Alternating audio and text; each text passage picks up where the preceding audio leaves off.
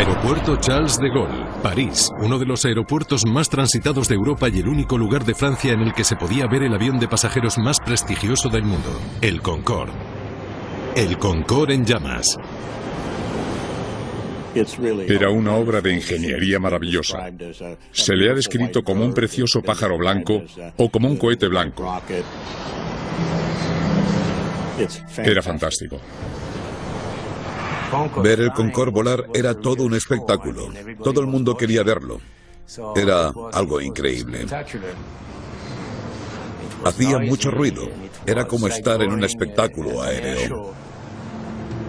El Concorde era una maravilla tecnológica. El único avión de línea del mundo que superaba la barrera del sonido. Podía volar el doble de rápido que el sonido y a unas altitudes que rozaban los límites del espacio. Estamos hablando de volar a más de 16.500 metros en medio del cielo azul.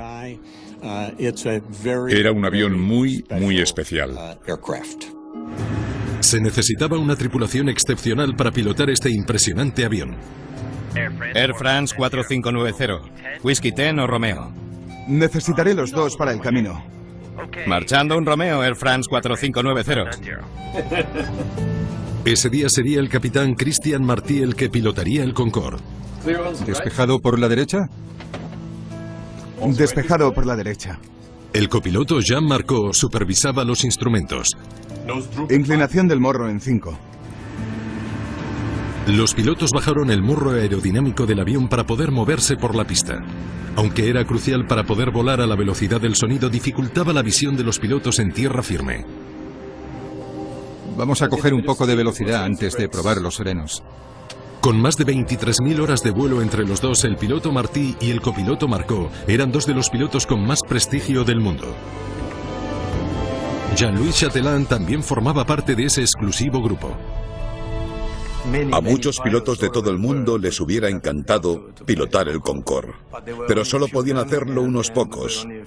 Éramos muy pocos, aunque muy afortunados, los elegidos para realizarlo. El primer vuelo de este avión se realizó en 1969 y fue el resultado de una colaboración histórica en el campo de la aviación entre Gran Bretaña y Francia. Una sola ala delta le otorgaba su aspecto tan característico y ayudaba a reducir la resistencia aerodinámica cuando volaba a la velocidad del sonido. Pero el diseño era poco eficiente cuando se movía en velocidades bajas, lo que le dificultaba ganar la altitud necesaria para despegar. El ala delta era tan grande que soportaba muchísima resistencia aerodinámica y había que contrarrestarla con bastante aceleración. ¿Cuánto combustible hemos consumido? El ingeniero de vuelo Gilles Jardinot vigilaba el consumo de combustible. Nos quedan 800 kilos. El Concorde consumía combustible a un ritmo sorprendente. En el corto desplazamiento por la pista de despegue, los 4 motores del avión habían consumido casi el mismo combustible que un coche normal en 6 meses. Reservar un asiento en este afamado jet era todo un lujo. La tarifa de ida y vuelta París-Nueva York costaba más de $9.000. No era un precio que la gente a bordo no pudiera pagar. De hecho, algunos ni siquiera sabían cuánto estaban pagando. Air France 4590. Pista 26 libre para el despegue. 4590, listo para el despegue. Pista 26. Ese día el controlador era Gilles Loyelan. Yo estaba en la torre de control sur, desde la que se veían muy bien las dos pistas que estaban en uso. Era un día como otro cualquiera. Les di permiso para despegar. ¿Todos preparados? Sí.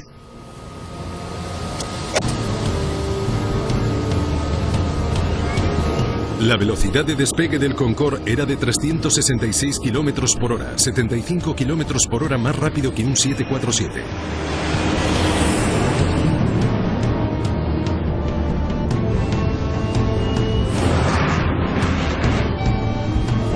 Los 4 en verde. Los 4 quemadores auxiliares se encendían ayudando a los motores a alcanzar esa increíble velocidad. Cuando pasaba a tu lado lo sentías y lo oías porque hacía bastante ruido. Era una visión maravillosa, tanto para el espectador como para el piloto. V1. El copiloto informó al piloto de que habían alcanzado V1, o velocidad de decisión. Ya iban demasiado rápido para cancelar el despegue. Ya no se puede parar. Hay que continuar. Tienes que seguir con el despegue pase lo que pase.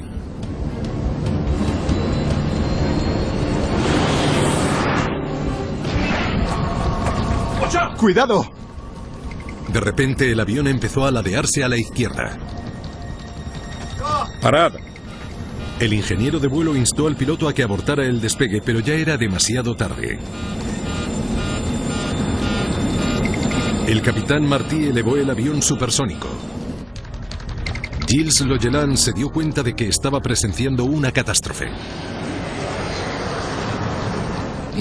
Fue una auténtica sorpresa ver llamas en un avión que está despegando de la pista. No había tiempo que perder, por lo que pulsé inmediatamente el botón rojo, el botón de emergencia. ...4590, tenéis fuego detrás. Recibido. El avión estaba envuelto en llamas. Fallo en el segundo motor. Protocolo de fuego en el motor. El capitán Martí luchaba por recuperar el control del avión mientras el ingeniero apagaba el motor en llamas y activaba el extintor. La velocidad aerodinámica. La velocidad aerodinámica del avión era peligrosamente baja. ¡Súbelo! La velocidad aerodinámica. Algo pasaba.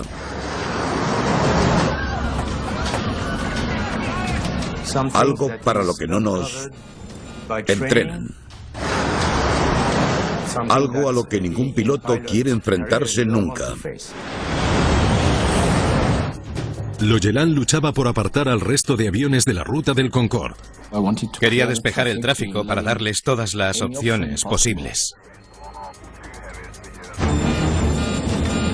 El copiloto Marcó quería desviarse a un aeropuerto cercano. Le poussé. Pero no podían seguir volando ya que el fuego consumía rápidamente el combustible del avión. ¡Súbelo! ¡Súbelo!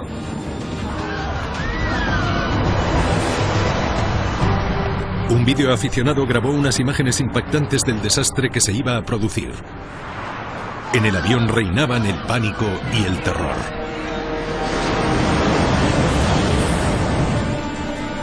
No hay tiempo. La maravilla supersónica de la aviación moderna ¡No! se estrelló contra un hotel del aeropuerto. Mon Dieu. Vi una especie de seta gigante de humo.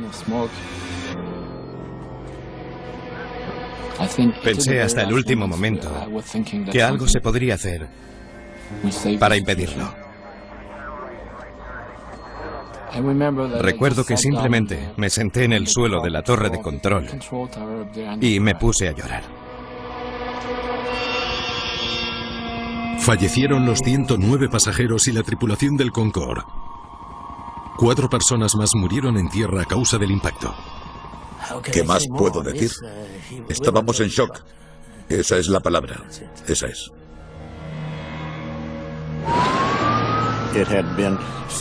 Era algo tan especial para el mundo de la aviación que cuando ese Concorde se estrelló, el mundo entero se estremeció. Hasta ese día las estadísticas del Concorde en materia de seguridad eran impresionantes. 31 años volando a la velocidad del sonido y ni un solo accidente mortal. Era un avión magnífico. Fue un shock para todos. Alain Bouillard lideró la investigación del accidente. Se enfrentaba a un reto al que ningún otro investigador se había enfrentado antes: saber qué le había pasado a una maravilla tecnológica que parecía inmune al desastre.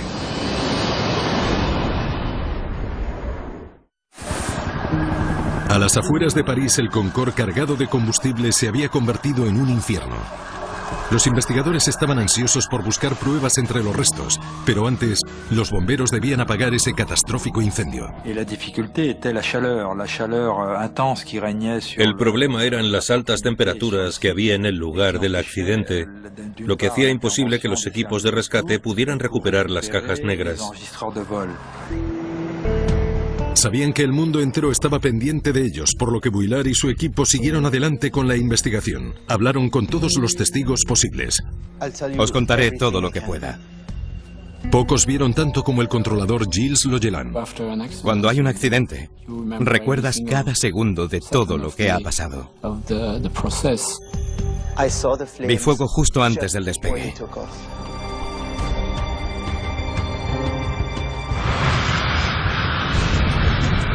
Logelan les aseguró que vio un gran incendio procedente de la parte izquierda del avión antes de que despegaran. Otros testigos aseguraron haber oído una explosión mientras el Concorde aumentaba su velocidad por la pista. Menos de 90 segundos después, el avión se desplomó.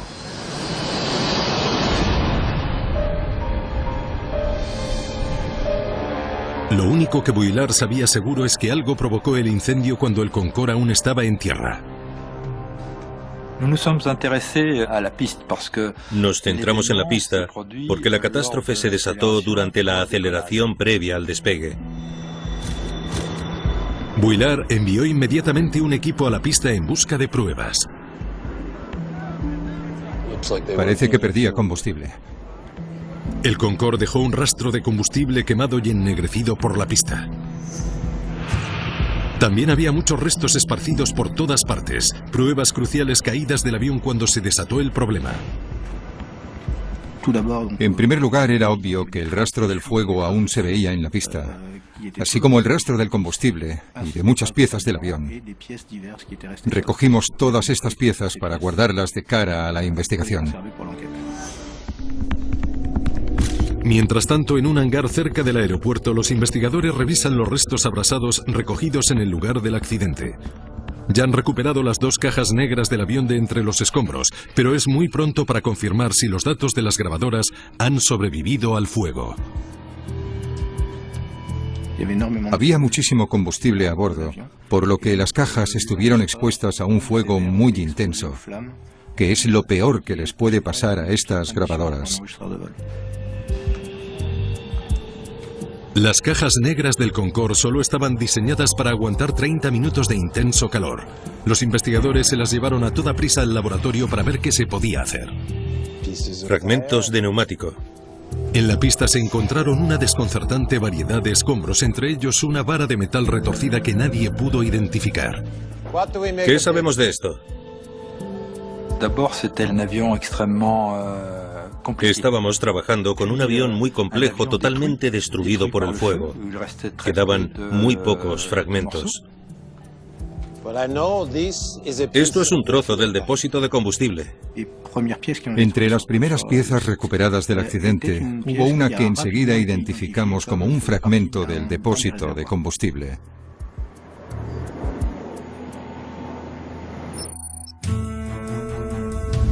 El Concorde tenía 13 depósitos de combustible, 1 en la cola y 12 más que abarcaban prácticamente todo el ala delta. Encontrar una pieza de un depósito de combustible era una pista importante. V1. Eso significa que al menos uno de los 13 depósitos del avión ¡Cuidado! se rompió durante el despegue. Vuillard analizó vídeos de los últimos segundos del Concorde grabados por un conductor de camiones. Debió de ser una enorme fuga de combustible. Es lo único que explicaría un fuego así. Las enormes llamas confirmaban que una gran fuga de combustible era la causa más factible del incendio. La magnitud de la fuga, junto con el aire de alrededor, era una mezcla extremadamente volátil, muy inflamable. Pero Vuillard seguía sin saber qué había podido provocar semejante fuga. Afortunadamente, los técnicos habían podido salvar las grabaciones de voz de la cabina. Perfecto, vamos allá. Vuillard esperaba que la conversación de los pilotos arrojara algo de luz sobre el rompecabezas de piezas que tenían. ¿Todos preparados? Sí. Bien. Todo parecía normal mientras se preparaban para el despegue. Los 4 en verde. V1. Pero justo antes del despegue se oyó un ruido muy fuerte. ¡Cuidado! Ha sonado como una explosión. Ponlo otra vez, por favor. ¡Cuidado! ¡Parad! 4590, tenéis fuego detrás. Recibido. Fallo en el segundo motor. La grabadora de voz de la cabina demostró que los pilotos solo se dieron cuenta de que había fuego en la parte trasera del avión cuando se les advirtió desde la torre de control. Vuillard ya sabía en qué momento exacto se había producido el fuego, pero seguía sin saber la causa. Me encantaría echarle un vistazo a los restos de la pista. Como el Concorde contenía piezas estadounidenses, el Consejo Nacional de Seguridad en el Transporte mandó a Bob McIntosh a unirse al equipo. Era algo tan insólito que un avión francés en suelo francés contara con un representante estadounidense, pero el avión tenía neumáticos fabricados y diseñados en Estados Unidos.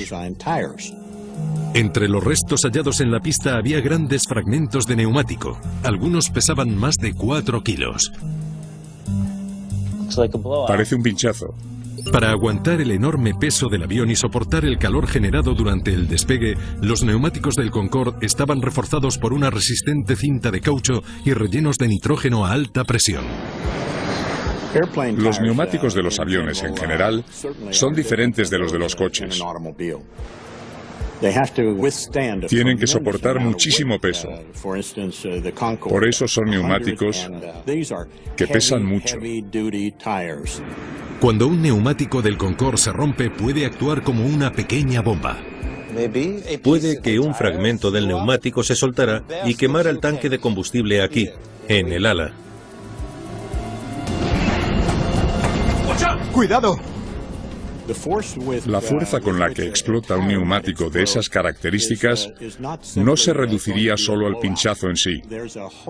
Hay toda una estructura y una cinta de caucho alrededor del neumático que seguramente se separaría y eso, obviamente, sería un peligro potencial. En la historia del Concorde ya se había roto un neumático y dañado el depósito de combustible en 6 ocasiones. Descubrimos muchos incidentes en los que se había roto o destrozado algún neumático, y en algunos casos hasta las llantas. El accidente más grave se produjo en 1979 cuando una ruptura en un neumático dañó tanto el depósito de combustible que el piloto tuvo que aterrizar poco después de haber despegado. Para evitar que volviera a pasar, las autoridades dictaron que los neumáticos de los Concorde debían cambiarse más a menudo. ¿Qué podría haber provocado que un neumático seminuevo se rompiese al despegar? Los investigadores analizaron más a fondo los escombros hallados en la pista. Puede que algo rompiera el neumático. Algo así. La vara de metal que encontramos tenía justo la misma forma que los restos del neumático. Se propusieron un montón de teorías los 2 o 3 primeros días en relación con la causa y efecto del neumático, la vara de metal y el combustible que se salió del lado izquierdo del avión. Quiero saber qué es esto y de dónde viene. Y averiguad cuánto pesa un Concorde completamente lleno de combustible. Quiero probar una cosa. Así quedó el lugar de los hechos tras el impacto del Concorde en París. Las noticias del Concorde estrellado impresionaron a pasajeros y a los profesionales del mundo de la aviación en todo el mundo. El Ministerio de Transporte francés impidió volar a toda la flota del país. British Airways pronto hizo lo mismo. En Londres, la flota de los Concorde continúa en tierra y dependiendo de los resultados de la investigación, puede que jamás vuelvan a volar. Fue un golpe muy duro, sobre todo para la aerolínea británica British Airways. Air France creo que ya se lo esperaba después de tanto tiempo. Que el mayor orgullo de la aviación francesa y británica volviera a volar dependía tan solo de lo que descubrieran Vuillard y su equipo. Había mucha presión mediática porque era un avión muy famoso. Era el único avión supersónico y el primer accidente mortal del Concorde. Los investigadores se centraron en la misteriosa vara de metal hallada cerca del final de la pista. A mí no me parecía nada sacado de un avión. Estaba doblado de una forma muy extraña. Todos nos preguntábamos si era algo que se hubiera caído de una máquina de limpieza de la pista, de algún camión de construcción o del carro portaequipajes que se mueve constantemente por todo el aeropuerto. Pero las pruebas pronto les guiaron en otra dirección. Las pruebas metalúrgicas revelaron que el fragmento estaba hecho de titanio ligero, un material incluido a menudo en los aviones. También tenía bastantes remaches en la superficie, por lo que pensamos que se había usado en el sector de la aviación.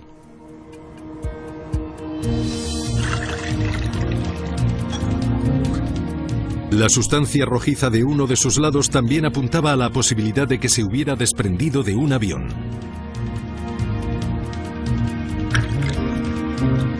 Las pruebas de laboratorio revelaron que se trataba de un adhesivo utilizado a menudo en la reparación de aviones. La coincidencia entre los restos hallados en la pista y los daños que se observaron en el despegue era algo que requería un análisis muy exhaustivo. De una forma u otra, una pieza de metal de algún avión se convirtió en un peligro mortal. Siguiente, por favor. Los investigadores necesitaban saber de qué avión procedía y cómo había acabado en la pista. Siguiente. Estábamos sometidos a muchísima presión en el BEA. Siguiente. Siguiente. Siguiente. Teníamos que averiguar de dónde procedía esa pieza. Parece bastante obvio que no formaba parte del Concorde. Habrá que analizarlo desde otro punto de vista. Estuve más de 2 semanas yendo al centro de investigación, pero seguíamos sin saber de dónde venía esa pieza. Una meticulosa investigación descartó la posibilidad de que el fragmento de metal se hubiera desprendido del Concorde. Pero aún había que tener en cuenta docenas de aviones más. Vuillard necesitaba acotar la búsqueda. Necesito una lista de todos los aviones que utilizaron esa pista antes de que el Concorde despegara.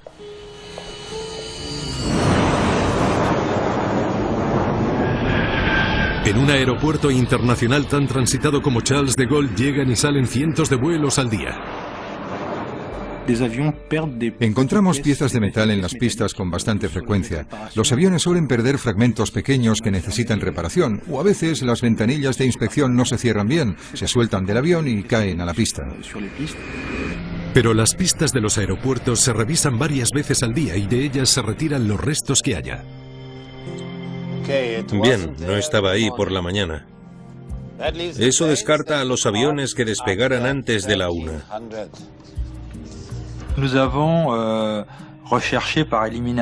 Buscamos por eliminación. Sabíamos que era un fragmento de metal que no procedía del Concorde y que no era tampoco de ningún vehículo terrestre, por lo que nos centramos en los aviones que habían despegado antes que el Concorde. Saber la hora de la última inspección de la pista le permitió a Vuillard estrechar el cerco a tan solo 2 tipos de aviones. Esto ya es otra cosa. Esa pieza es o de un 747 o de un DC-10. Averigüemos de cuál se trata.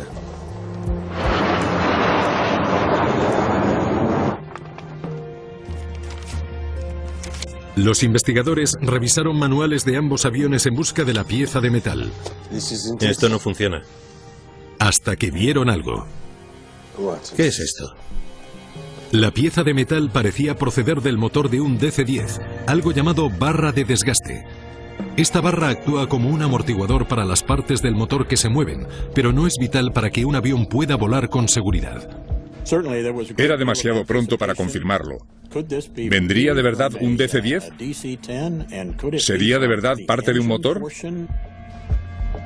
Los investigadores aún no podían responder a esas preguntas con seguridad, aunque el mundo entero deseaba saber por qué el gran logro de la aviación comercial había acabado envuelto en llamas. En el aeropuerto Charles de Gaulle, un golpe de suerte cambió el rumbo de la investigación sobre el Concorde. Un investigador observó algo extraño en el motor de un DC-10 que volaba regularmente entre París y Estados Unidos. Pero solo pudo ver el avión un momento antes de que despegara. Lo vio muy poco tiempo, pero suficiente para darse cuenta de que ahí había algo raro, una anomalía que le hizo suponer que la pieza podía proceder de ese avión. El registro de los vuelos mostró que un DC-10 despegó de la pista 26 minutos antes que el malogrado Concorde. ¿Podría ser ese el avión que estaban buscando? No es la pieza real, pero es lo mejor que tenemos. No teníamos la vara de metal. Esta seguía en manos de la policía francesa. Vuillard le entregó a McIntosh una réplica de la pieza de metal con la esperanza de que eso ayudara a determinar si se habría caído del DC-10 sospechoso. Estábamos todos pegados al teléfono porque queríamos saber cuándo podríamos examinar ese avión. Por aquel entonces, ese DC-10 había salido de Charles de Gaulle y estaba sobrevolando América del Norte. McIntosh pronto localizó el DC-10 en Houston. Necesitaba acceder a él para analizar a fondo su motor. Para mí fue todo un reto encontrar el avión y dar con el lugar exacto del que procedía la pieza.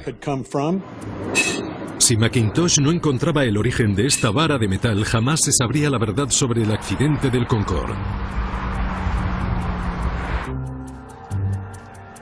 En París, Alain Vuillard por fin tenía una hipótesis que explicaría uno de los desastres aéreos más impactantes de la historia. Esto valdrá. Veamos si puede romper un neumático. Sorprendentemente, todo se reducía a una pieza de metal que podría haberse caído de un DC-10 en la pista 26. V1. Donde rompió uno de los enormes neumáticos del Concorde. ¡Cuidado! ¡Parad! Que resquebrajó el depósito de combustible. Llegó el momento de comprobar la teoría. Lo primero que teníamos que hacer era reproducir la ruptura de un neumático para ver el tamaño de los fragmentos que se formarían y comprobar si era posible que una pieza de metal así pudiera causar el tipo de destrozo que habíamos visto en los restos. Para ello crearon una réplica exacta de la vara de metal hallada en la pista y la colocaron debajo de un neumático del Concorde completamente nuevo. Llenaron un camión de 2 ruedas con bloques enormes para recrear la carga de los neumáticos del Concorde. 25 toneladas. Necesitaban saber si pasar por encima de una vara de metal era suficiente para romper un robusto neumático como ese.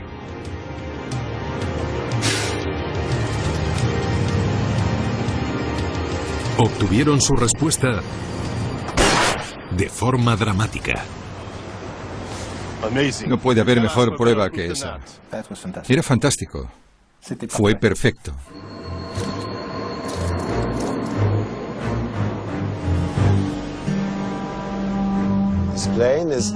Tanto los depósitos como los neumáticos soportaban mucha carga. Vuillard estaba convencido de que había resuelto el caso. Con la esperanza de confirmar su teoría, los investigadores estudiaron los fragmentos del depósito de combustible del Concorde. Y ahí surgió un problema. Si una pieza hubiera roto el depósito, esa parte estaría doblada desde fuera hacia adentro. Pero el fragmento del tanque hallado en la pista estaba doblado de dentro a fuera. La teoría de Vuillard se desmoronaba. No lo entiendo. Es que no lo entiendo. Si no fue el neumático el que rompió el depósito, ¿qué lo hizo? Toda la investigación volvía al punto de partida. Teníamos todos esos elementos, pero no encontrábamos la conexión entre los fragmentos de neumático, la vara de metal, y las piezas del depósito de combustible. Todos eran aún elementos aislados y no sabíamos cómo relacionarlos. ¿Qué se nos escapa? Nunca había visto algo así. Lo que había provocado la fuga en el depósito de combustible era algo único. Vuillard se enfrentaba a un misterio sin precedentes. ¿Qué podría haber perforado el depósito de combustible desde dentro? Si no conseguía descifrar el enigma, puede que jamás se pudiera explicar la muerte de las 113 personas fallecidas. La ruptura del depósito de combustible del Concorde seguía siendo todo un misterio que amenazaba con arruinar toda la investigación. Iban muy cargados de combustible. El día del accidente se rellenaron de combustible todos los 12 enormes depósitos del Concorde. Para completar una ruta de París a Nueva York, los depósitos de combustible tenían que estar al máximo de su capacidad. Si no estuvieran completamente llenos, el avión no tendría las reservas necesarias para cruzar el Atlántico.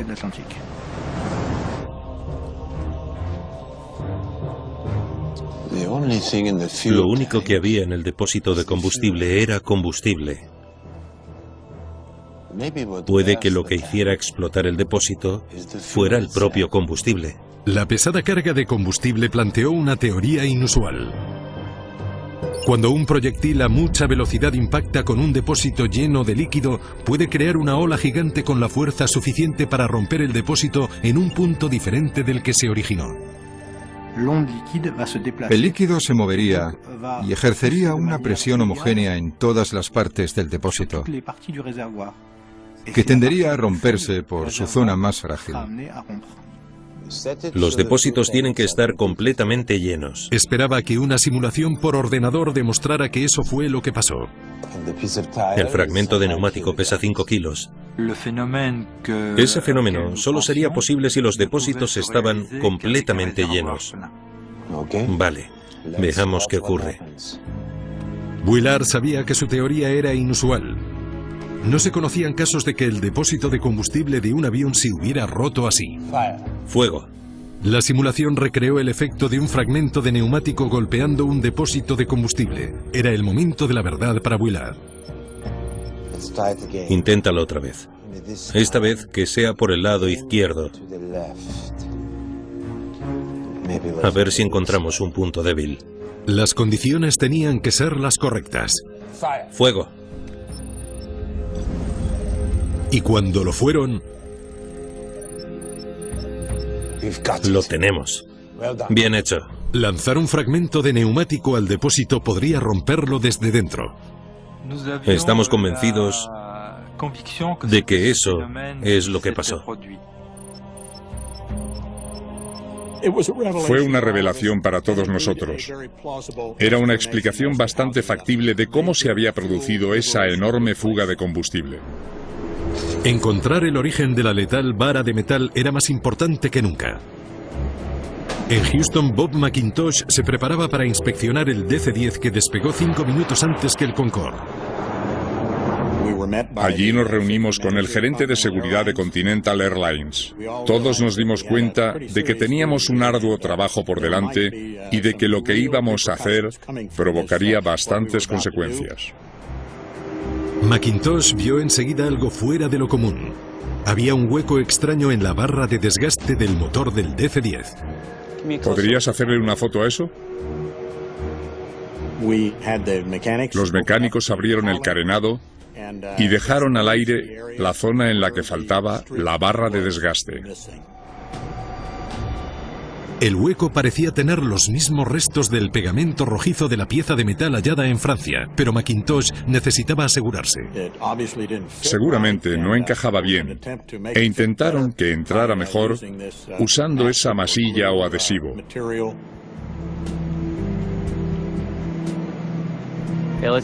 Veamos si el laboratorio puede relacionarlos.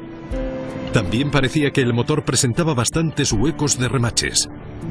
Lo inspeccionó a fondo para comprobar si encajaban con los remaches observados en la vara hallada en la pista de París.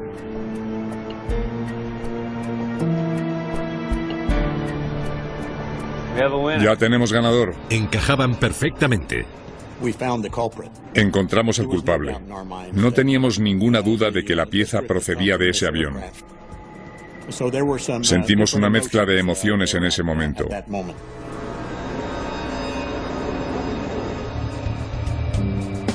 McIntosh necesitaba averiguar cómo se había podido caer una pieza de un avión de una importante aerolínea estadounidense, provocando una catástrofe mortal.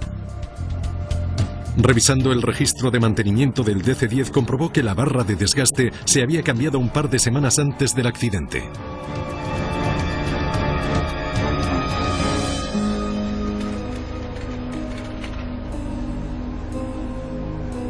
Los agujeros taladrados en la barra no encajaban del todo bien con los del carenado del motor, por lo que el mecánico los taladró de nuevo.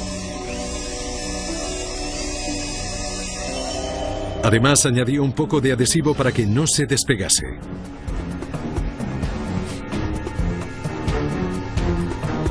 Las pruebas de laboratorio confirmaron que el adhesivo empleado en el DC-10 era idéntico al encontrado en la vara de metal de la pista de Charles de Gaulle.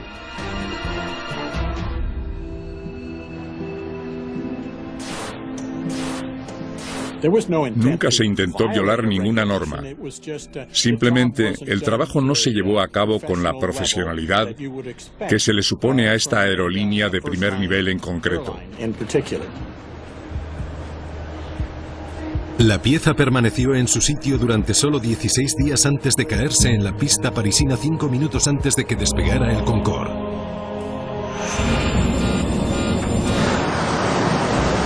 Vuillard tenía una última pregunta. No hay tiempo. ¿Por qué los pilotos no abortaron el despegue y salvaron la vida de todos los que estaban a bordo? ¡No!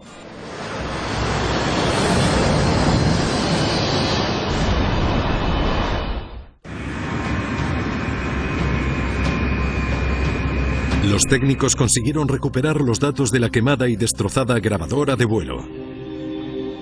¿Todos preparados? Sí.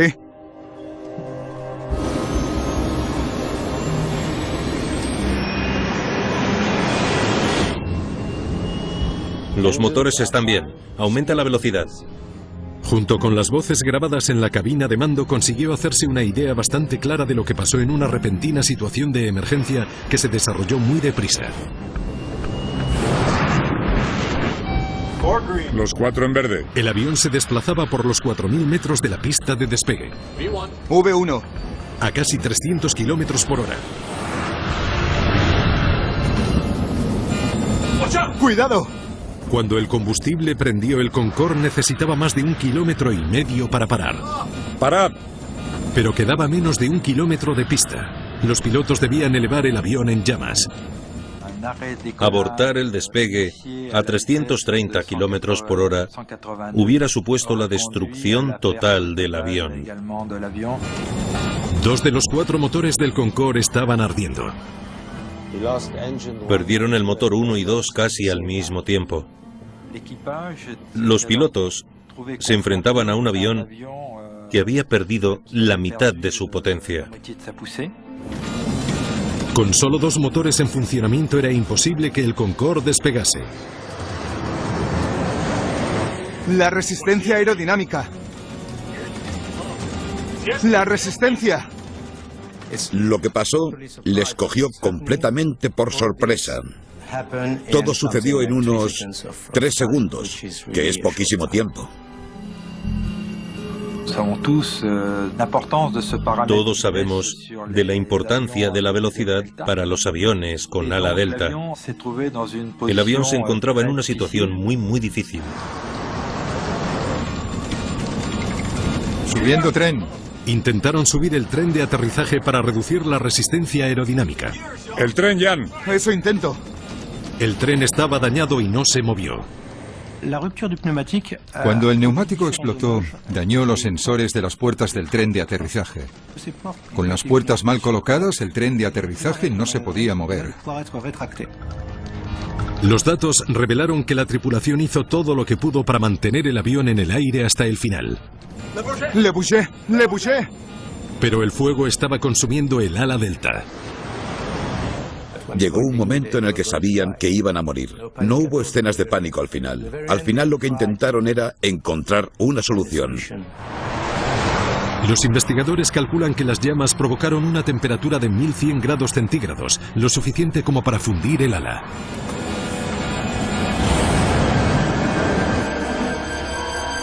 No hay tiempo. ¡No!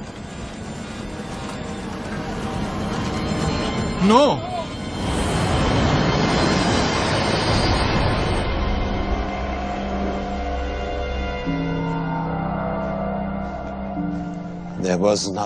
No pudieron hacer nada.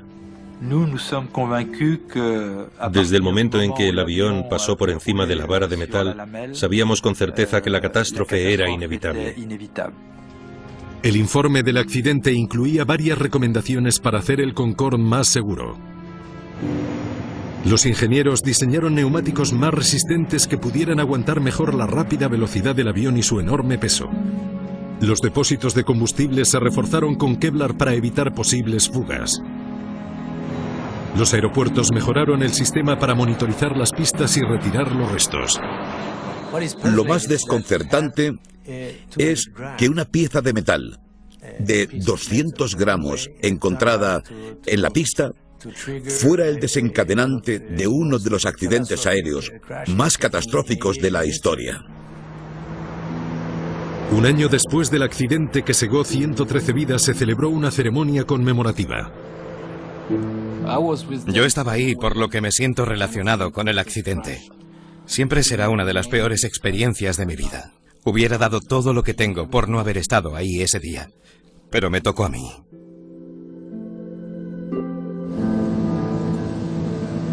«15 meses después del accidente, la flota del Concorde por fin volvió a despegar.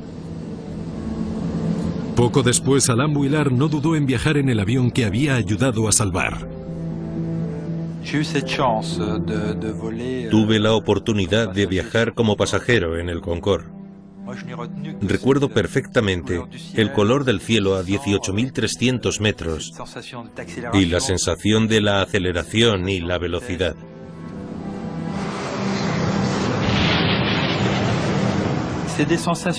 Fueron unas sensaciones muy particulares, únicas, que nunca había sentido y que puede que jamás vuelva a sentir. El regreso del único avión supersónico del mundo no duró mucho. 2 años después, con la subida del precio del combustible y la disminución de los beneficios, Air France y British Airways retiraron el Concorde para siempre. Voló por última vez el 26 de noviembre de 2003. Era el primer paso atrás en la historia de la aviación. Antes teníamos un medio de transporte supersónico que ahora ya ha desaparecido. El día que retiraron el Concorde fue un día muy triste. Aunque por otro lado, se trataba de tecnología de 1965 y puede que fuera un buen momento para retirarlo y seguir adelante con aparatos más modernos.